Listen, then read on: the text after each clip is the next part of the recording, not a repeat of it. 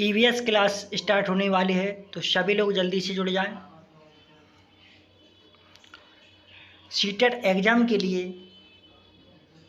CTET, UP TET, REET, सभी जितने भी टीचिंग एग्ज़ाम होते हैं उन सभी के लिए ये क्लास है। पहला प्रश्न है, कक्षा 5 में पाठ किसके जंगल पर चर्चा करने के लिए अध्यापिका ने सूर्यमणि के सच्चे किस्से को सुनाया, जिसमें उसने एक केंद्र तोरंग की स्थापना की थी जो कि देखता था। किसको देखता था? जल्दी से बताएं सभी लोग।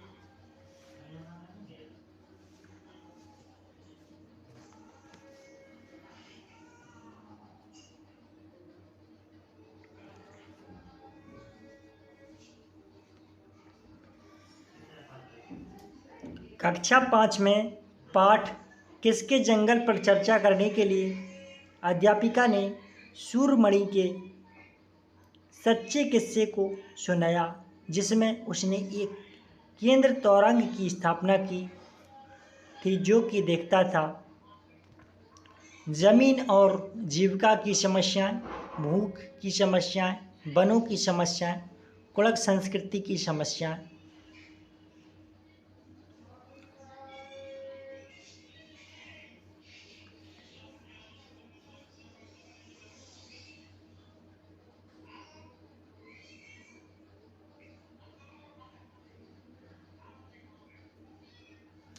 ये देखता था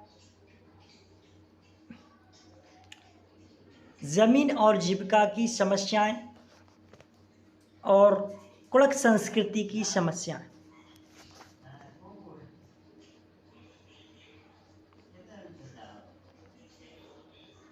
अगला प्रश्न है, निम्नलिखित में से किससे सहयोग भावना से कार्य करने का अभिप्राय सीखा जा सकता है?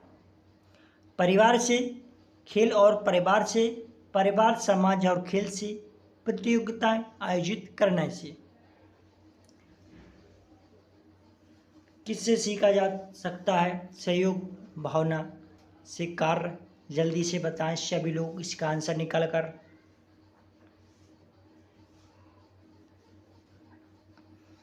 किससे सीखा जा सकता है? निम्नलिखित में से किससे सहयोग भावना से कार्य करने का अभिप्राय सीखा जा सकता है? परिवार, समाज और खेल, इन तीनों से ही सीखा जा सकता है।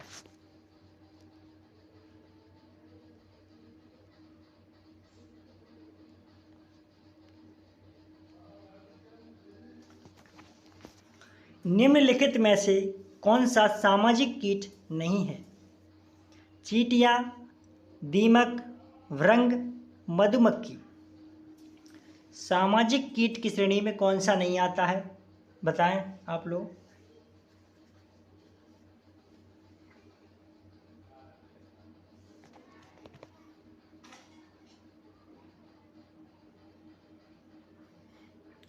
सामाजिक कीट नहीं होता है, बताएं कौन सा नहीं होता है? चींटियां, दीमक और मधुमक्खी, ये तीनों ही सामाजिक कीट होते हैं, लेकिन भृंग एक सामाजिक कीट नहीं होता है। आंसर इसका क्या है? भृंग। भृंग एक सामाजिक कीट नहीं है।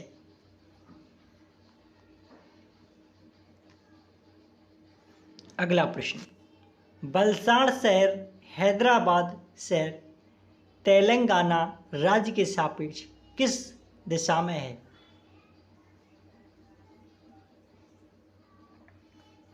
बताएं किस दिशा में वलसाड शहर हैदराबाद तेलंगाना राज्य के सापेक्ष?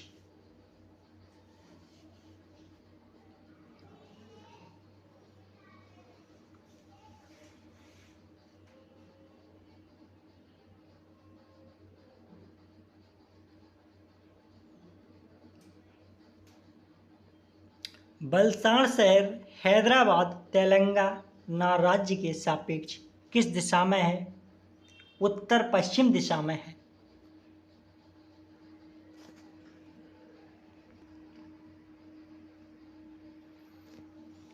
अगला प्रश्न, निम्नलिखित में से कौन सी मुद्रा अबू धाबी में प्रचलित है? डॉलर, रुपए, दिरहम, टका। बताएं कौन सी मुद्रा अबू धाबी की है?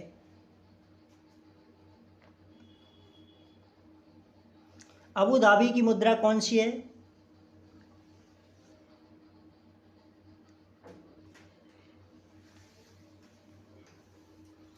अबू धाबी की मुद्रा है दिरहम। रुपया भारत का, आप लोगों के लिए रुपया क्या होता है? भारत की मुद्रा है, और दिरहम अबू धाबी की मुद्रा है।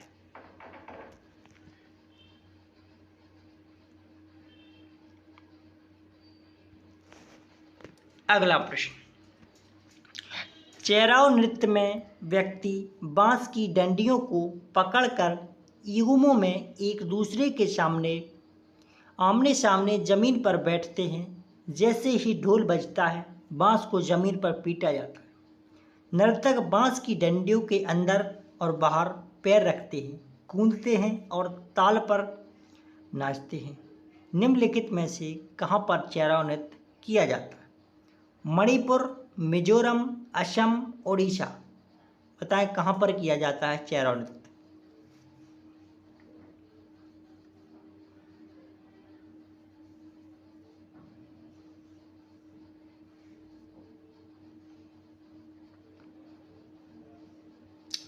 चेराव नृत्य मिजोरम राज्य में किया जाता है। कहाँ पर?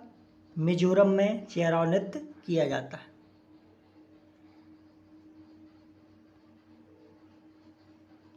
इस प्रकार ये बांस के खंभे हैं, ये बांस के डंडियां हैं, इनको नीचे जमीन पर जैसे ढोल बजता है उसी प्रकार पटका जाता है और ये लोग नाच रहे हैं।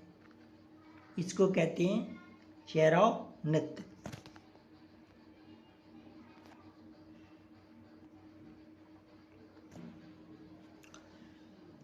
छत पर वर्षा के पानी का संरक्षण करके भौमजल को पुनः आवेशित किया जाता है। इस पारंपरिक विधि का उपयोग निम्नलिखित में से किस राज्य में किया गया था? मध्य प्रदेश, राजस्थान, पंजाब, बिहार। किस राज्य में किया गया बताएं? आप लोग बताएं इसका आंसर, कौन सा राज्य है वो?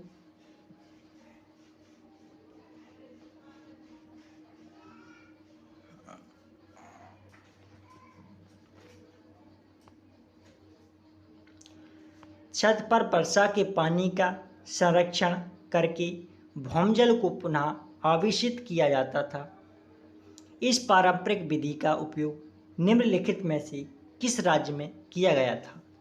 तो सबसे कम बारिश होती है वो और पानी की आवश्यकता होती है राजस्थान राज्य में। इसी राज्य में इसका संरक्षण किया गया था।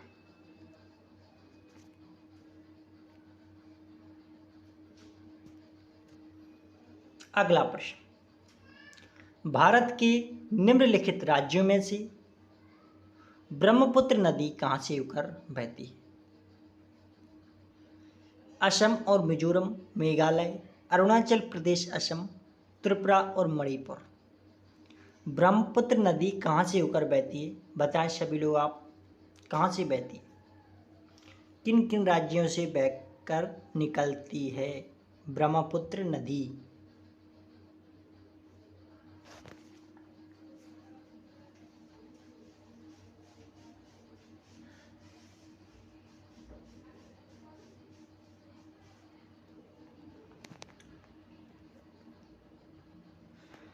भारत के दो ऐसे राज्य हैं, पूर्वी राज्य हैं, यहाँ पर ब्रह्मपुत्र नदी निकलती है।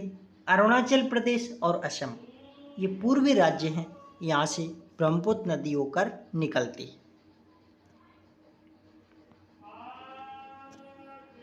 अगला प्रश्न है, भावी पीढ़ी के सामाजिकरण में परिवार की महत्वपूर्ण भूमिका होती है। इस परिस्थिति में परिवार माध्यम है प्राथमिक सामाजिकरण का, द्वितीय सामाजिकरण का, प्राथमिक और द्वितीयक सामाजिकरण का, या फिर तृतीयक सामाजिकरण का। बताएं किस प्रकार का है। परिवार सामाजिकरण में किस प्रकार की भूमिका निभाता है? जल्दी से निकालें इसका आंसर सभी स्टूडेंट।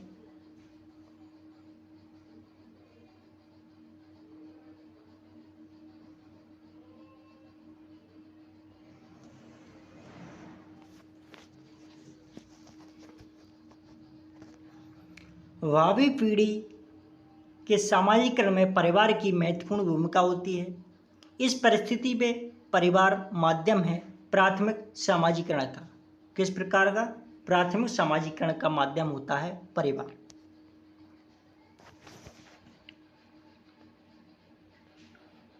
अगला प्रश्न, वातावरण को बचाने की आवश्यकता के लिए हुए कई आंदोलनों को समर्थन मिला है। निम्नलिखित में से किसने 1970 के चिपको आंदोलन में निर्णायक भूमिका निभाई थी? वंदना शिवा, सुंदरलाल बहुगुणा, मेधा पाटेकर, बाबा आमटे। बताएं कौन से थे चिपको आंदोलन के प्रणेता और आंदोलन में निर्णायक भूमिका निभाने वाले 1970 के दशक में?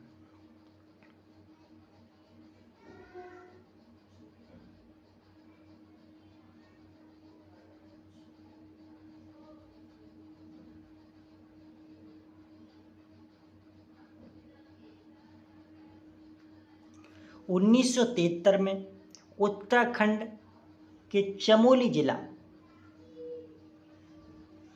रैणी गांव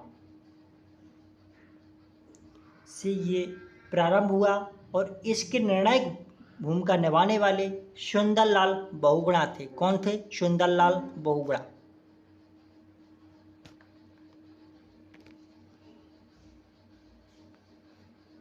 अगला प्रश्न, महाराष्ट्र, मध्य प्रदेश और गुजरात में बड़े बांधों के निर्माण के कारण स्थानीय व्यक्तियों को अपने प्राकृतिक आवास को छोड़ना पड़ा।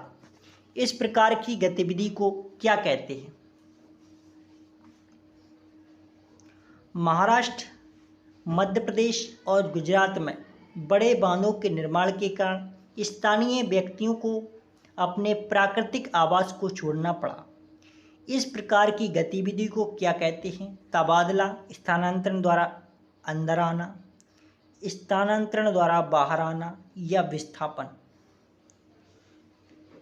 क्या कहेंगे बता सभी लोग? इसका आंसर जल्दी से निकालें सभी विद्यार्थी।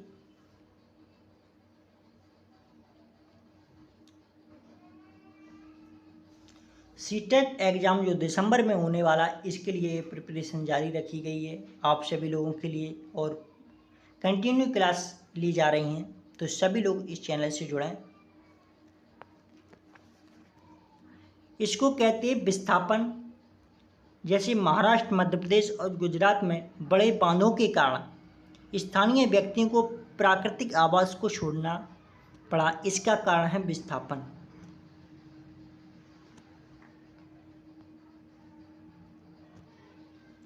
अगला प्रश्न, हमें पके हुए भोजन को खुला या बिना फ्रिज में रखे लंबी अवधि के लिए नहीं छोड़ना चाहिए। निम्नलिखित में से कौन सा कारक पके हुए भोजन को बेकार करने के लिए जिम्मेदार है? बताएं विद्यार्थी, कौन सा जिम्मेदार है भोजन को खराब करने के लिए? भोजन को खराब करने के लिए कौन सा? फफूंद। फफूंद के कारण वो सड़ जाता है, जाल लग जाता है कोई भी वस्तु में, कोई भी खाने की चीज़ हो उस प्रकार खराब हो जाती है फफूंद के कारण। अगला प्रश्न, प्रत्येक भोज्य पदार्थ के पैकेट पर उससे पैक बंद करने की तिथि दी जाती है। क्योंकि इसका कारण है कि प्रत्येक भोज्य पदार्थ की अपनी निदानी शेल्फ आयु होती है। ये बात तो सही है। इसके बाद भोज्य पदार्थ के प्रक्रमण और पैकिंग की अवधि में कई परिरक्षणों का उपयोग किया जाता है। कुछ निश्चित समय के पश्चात इसमें रोगाणु उत्पन्न हो सकते हैं जो इसको खराब कर देंगे। ये भी बात सही है।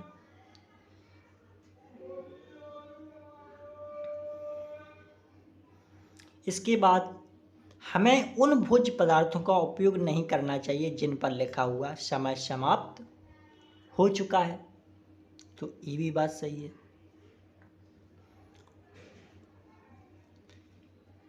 ये भी बात सही है। भोज्य पदार्थ के प्रक्रमण और पैकिंग की अवधि में कई परिरक्षकों का उपयोग किया जाता है।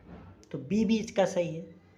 इसका आंसर है ए बी सी डी सभी इसके आंसर पॉजिटिव ऑप्शन है। तो आंसर इसका क्या बनेगा? ए। अगला प्रश्न, मच्छरों के प्रजनन की रोकथाम के लिए कई विधियां प्रस्तावित की जाती हैं। निम्नलिखित में से वह विधि ज्ञात कीजिए जो कि मच्छरों के प्रजनन को नहीं रोकती। मच्छरों के प्रजनन को नहीं रोकती वह विधि कौन सी है? बताएं सभी लोग, कौन सी विधि है ऐसी जो मच्छरों के प्रजनन को नहीं रोकती? मच्छरों की जो पैदावार होती है उसको रोकने में सहायक नहीं है, वो कौन सी है? बताएं जल्दी से। सभी विद्यार्थी इसका आंसर बताएं कौन सा हो सकता है आपके अकॉर्डिंग।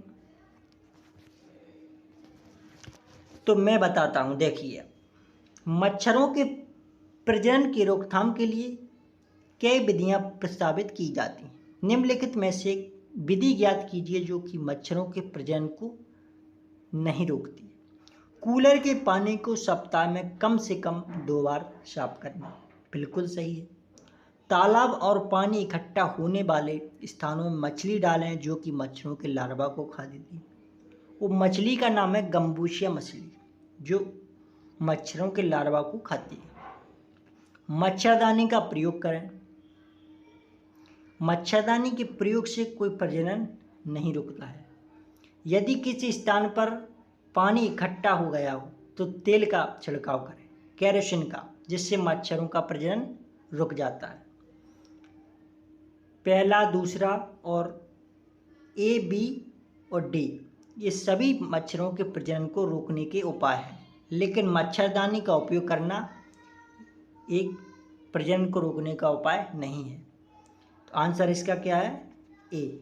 आंसर इसका सी, मच्छरदानी का प्रयोग ये प्रजनन को नहीं रोकता है।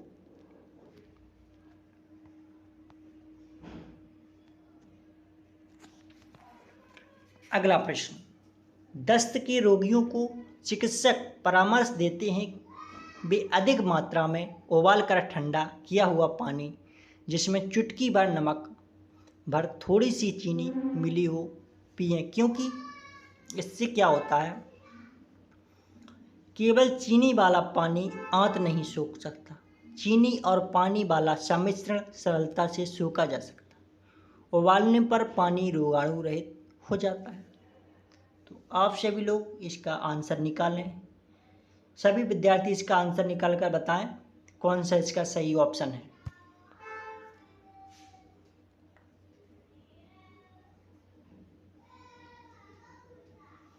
दस्त के रोगियों को चिकित्सक परामर्श देते हैं वे अधिक मात्रा में उबालकर ठंडा किया हुआ पानी जिसमें चुटकी भर नमक व थोड़ी सी चीनी मिली हो पिएं, क्योंकि केवल चीनी वाला पानी आंत नहीं सोख सकता।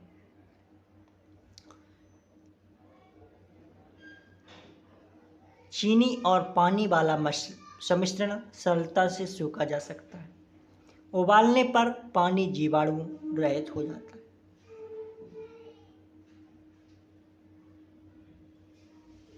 है। इसका आंसर क्या है? बी और सी। चीनी और पानी सम्मिश्रण सरलता से सोखा जा सकता है और उबालने पर पानी रोगाणु, उबालने पर जो पानी में जीवाणु हैं वो नष्ट हो जाते, जीवाणु रहित हो जाते। आंसर इसका डी।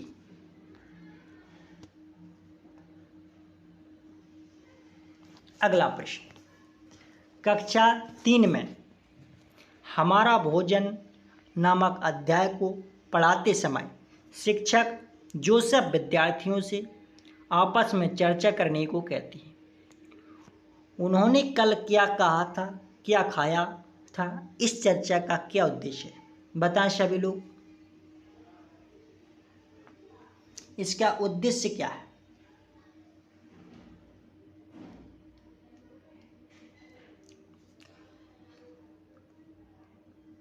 अपने साथियों से साझा करना कि उन्होंने क्या खाया है, भोजन की विविधता के पहलुओं को साझा करना, संतुलित आहार क्या है इसकी चर्चा करना, साझा करना कि क्या खाना सामान्य है। तो कक्षा 3 में हमारा भोजन नामक अध्याय को पढ़ाते समय शिक्षक जोसेफ विद्यार्थियों से आपस में चर्चा करने को कहते हैं कि उन्होंने कल क्या खाया था। इस चर्चा का क्या उद्देश्य? इस चर्चा का उद्देश्य है संतुलित आहार क्या है इसकी चर्चा करना।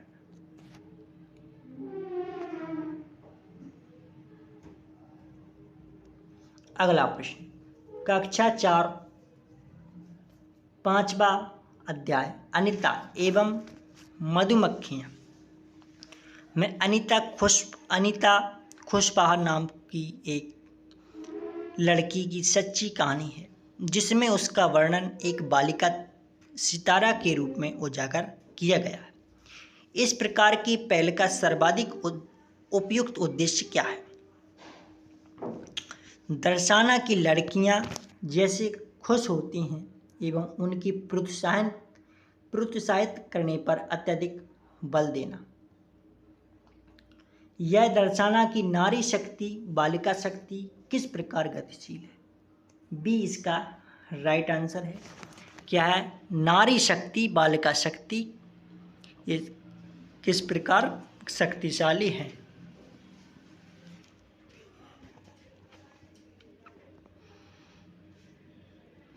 अगला प्रश्न,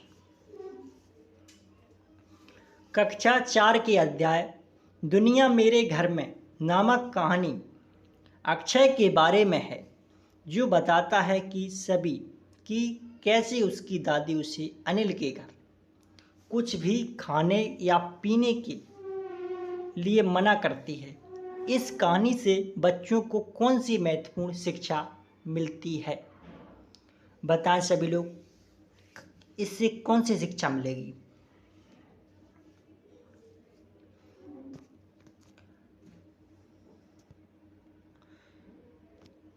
कक्षा 4 की अध्याय दुनिया मेरे घर में नामक कहानी अक्षय के बारे में है, जो बताता है कि कैसे उसकी दादी उसे अनिल के घर कुछ भी खाने या पीने के लिए मना करती है। इस कहानी से बच्चों को कौन सी महत्वपूर्ण शिक्षा मिलती है? इससे मिलती है जाति भेदभाव एवं अस्पृश्यता का अस्तित्व।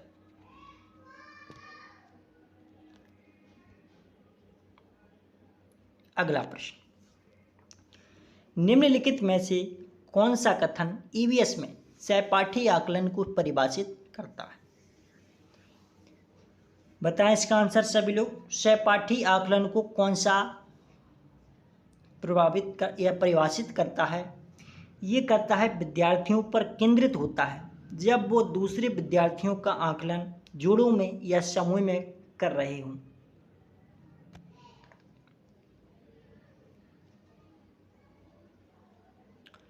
कक्षा 3 की अध्याय हम चीजें कैसे बनाते हैं में दीपावली की कहानी किस पर केंद्रित है? किस पर केंद्रित है? घरेलू कामकाज में लिंग संबंधी भेदभाव की अवधारणा।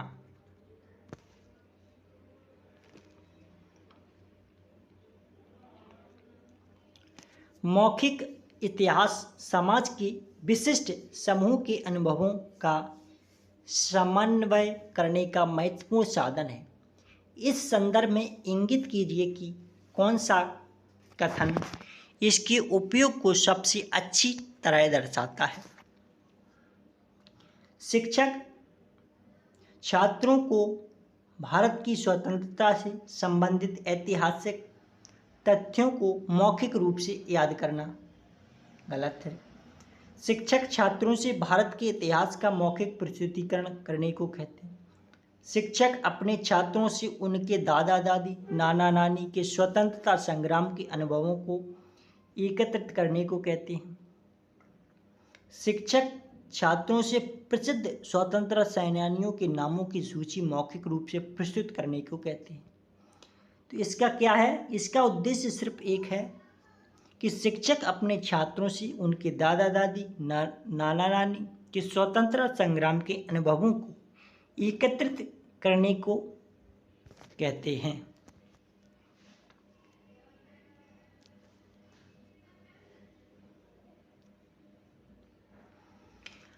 अगला प्रश्न है, स्थान विशेष को समझने के लिए बच्चों को मानचित्र बनाने की कला का ज्ञान आवश्यक है। प्रस्तुत वाक्यों में से कौन सा मानचित्र के बारे में सही है? मानचित्र सदैव यह मानकर बनाया जाता है कि व्यक्ति की किसी स्थान को जमीन से देख रहा है। वस्तुओं, दीवारों, सड़कों आदि के लिए हम चिन्हों का प्रयोग करते हैं। हम वास्तविक दूरियां नापकर उन्हीं को दर्शाते हैं। मानचित्र में उत्तर दिशा सबसे ऊपर के हाशिए पर है।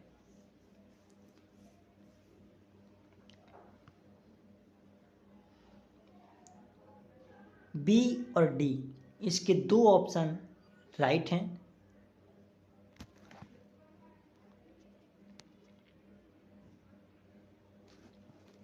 अगला प्रश्न, निम्नलिखित में से कौन सा साधन जल के अभाव एवं इसका किसी क्षेत्र पर पड़ने वाले प्रभाव की चर्चा का सर्वोत्तम माध्यम है?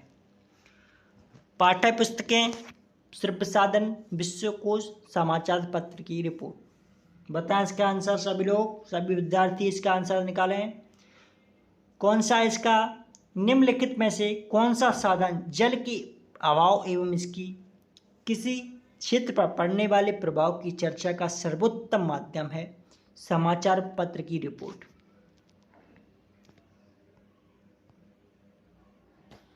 अगला प्रश्न, विद्यार्थियों के ईवीएस सीखने के संदर्भ में निम्न में से कौन सा कथन सही है? विद्यार्थी रिक्त पात्र अथवा कोरे कागज की भांति होती जिनको जानकारी व ज्ञान से भरना होता है, जो एक विद्यालय की ही दे सकता है।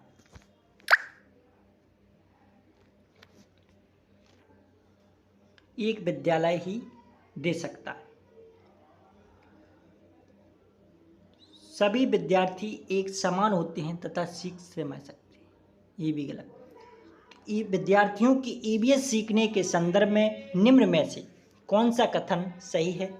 विद्यार्थियों के सीखने का तरीका सर्पिल पेंचदार होता है। कैसा होता है? पेंचदार होता है। प्रत्येक बच्चा अद्वितीय होता है। वह परिस्थितियों से सीखना व प्रतिक्रिया अपने ढंग से देता है।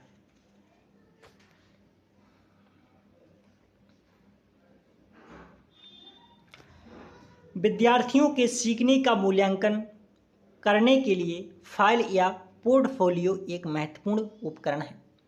निम्न में से कौन सा वाक्य पोर्टफोलियो को सर्वाधिक उपयुक्त तरीके से परिभाषित करता है? एक निश्चित समय में विद्यार्थी के कार्यों को एकत्रित करना, अधिकतर दिन प्रतिदिन के कार्य या विद्यार्थी के सर्वोत्तम कार्य को चुन लेना।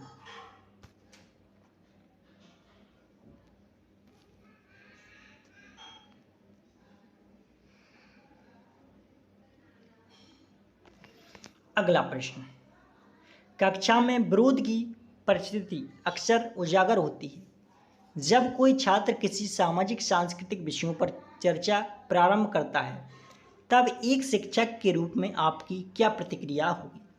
छात्र से कहेंगे कि अपने अनुभव साझा करे और कक्षा में इस विषय पर संबोधन करे।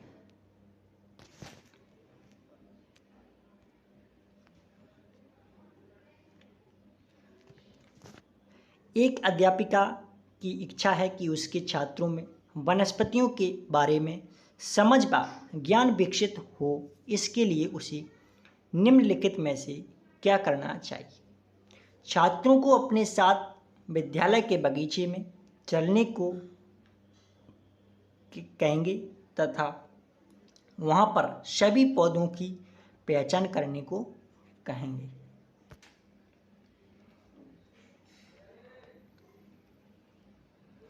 अगला प्रश्न है, कक्षा 3 के छात्रों को संचार के माध्यम विषय पढ़ाते समय फराय अपने छात्रों में अन्वेषण को प्रोत्साहित करने के लिए निम्न में से कौन सी नीतियों का उपयोग करेगी?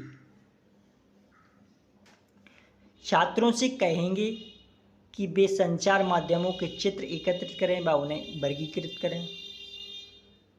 संचार के माध्यमों पर एक वीडियो दिखाएंगी। छात्रों से कहेंगे कि वे संचार के माध्यमों पर अपने अनुभव बताएं व उन पर चर्चा करें। तो आंसर इसका क्या बनेगा? ए और सी।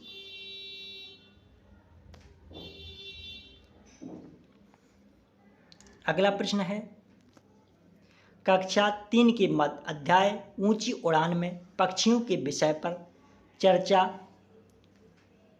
करते हुए शिक्षक टीना छात्रों से कहती है कि वे अपने आसपास पक्षियों व उनकी विशेषताओं का अवलोकन करें। इस क्रियाकलाप का लक्ष्य क्या है? इसका लक्ष्य है छात्रों में पक्षियों के प्रति रुचि विकसित करना। अगला प्रश्न, सीमा एक ईवीएस अध्यापिका छात्रों को अपने आसपास की वस्तुओं को एकत्रित करने के लिए कहती है। उन वस्तुओं जैसे छात्र धातु का पेन, स्टील की चम्मच व प्लास्टिक की चम्मच आदि को पानी की बाल्टी में डालकर देखें कि वे तैरती हैं अथवा डूबती हैं। छात्रों ने पूछा कि स्टील की चम्मच क्यों डूबी और प्लास्टिक की चम्मच क्यों तैरी? छात्रों का घनत्व के बारे में बताना आवश्यक नहीं समझती, क्योंकि वे घनत्व की वैकल्पिक अवधारणाएं बना लेंगे।